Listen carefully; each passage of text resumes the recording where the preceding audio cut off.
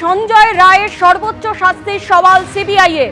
আরজিকর মেডিকেলে ধর্ষণ খুনের মামলায় সর্বোচ্চ শাস্তির সওয়াল। অত্যন্ত জঘন্যভাবে কর্তব্যরত চিকিৎসককে ধর্ষণ ও খুন করা হয়েছে। এটা বিরলের মধ্যে বিরলতম অপরাধ। সঞ্জয় রায়কে সর্বোচ্চ সাজা দেওয়া হোক। আদালতে ফাইনাল ক্লোজিং সাবমিশন সিবিআইয়ের। স্বরূপনগর সীমান্ত থেকে 4 বাংলাদেশি গ্রেপ্তার। অবৈধভাবে সীমান্ত পেরিয়ে বাংলাদেশে যাওয়ার পথে গ্রেপ্তার 4 জন। বাংলাদেশে যাওয়ার পথে তাদের জিজ্ঞাসাবাদ করে বিএসএফ। বৈধ কাগজপত্র দেখাতে না পারায় তাদের আটক করে বিএসএফ। ইতিমধ্যেই আপনাদের যেমনটা জানাচ্ছিলাম, অবৈধভাবে সীমান্ত পেরিয়ে বাংলাদেশে যাবার পথে 4 জনকে গ্রেপ্তার করা হয়েছে। টেলিফোনে রয়েছেন আমাদের প্রতিনিধি সমীরণ পাল। সমীরণ, যে 4 জনকে গ্রেপ্তার করা হয়েছে তারা কিভাবে বাংলাদেশ থেকে ভারতে ঢোকার চেষ্টা করছিল, কি জানতে পারা গেছে? দেখো, কাল রাতে স্বরূপনগর সীমান্ত থেকে 4 জন বাংলাদেশকে গ্রেপ্তার করা হয়েছে এবং আজকে তাদেরকে বসিরহাট মহকুমা আদালতে পেশ করা হচ্ছে। এবং যেরকম পুলিশ সূত্রে জানা যাচ্ছে যে স্বরূপনগরের যে ভারত বাংলাদেশের যে তালালি সীমান্ত, এর আগেও এই তালালি সীমান্ত পেরিয়ে বাংলাদেশিরা এদেশে ঢুকেছিল।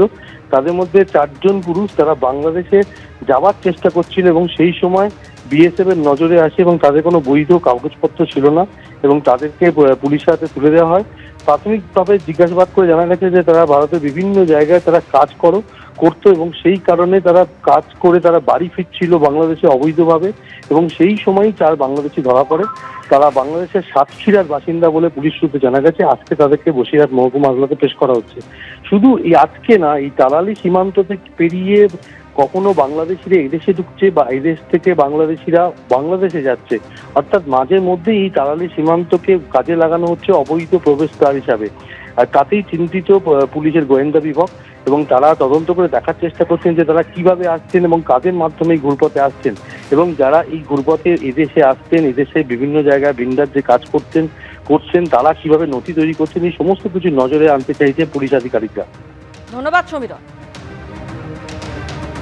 একদিকে আপনারা দেখলেন যে স্বরূপনগর থেকে 4 জন বাংলাদেশি, তাদেরকে গ্রেফতার করেছে বিএসএফ। তারা অবৈধভাবে বাংলাদেশ থেকে ভারতে ঢোকার চেষ্টা করছিল। অন্যদিকে নদিয়া তাহেরপুর থেকেও এক বাংলাদেশি অনুপ্রবেশকারী, তাকে গ্রেফতার করা হয়েছে।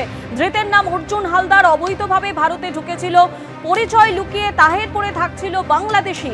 কাদের মদতে অনুপ্রবেশ, কাদের মাধ্যমে জাল নথি তৈরি, ধৃতকে দফায় দফায় জেরা করছে পুলিশ।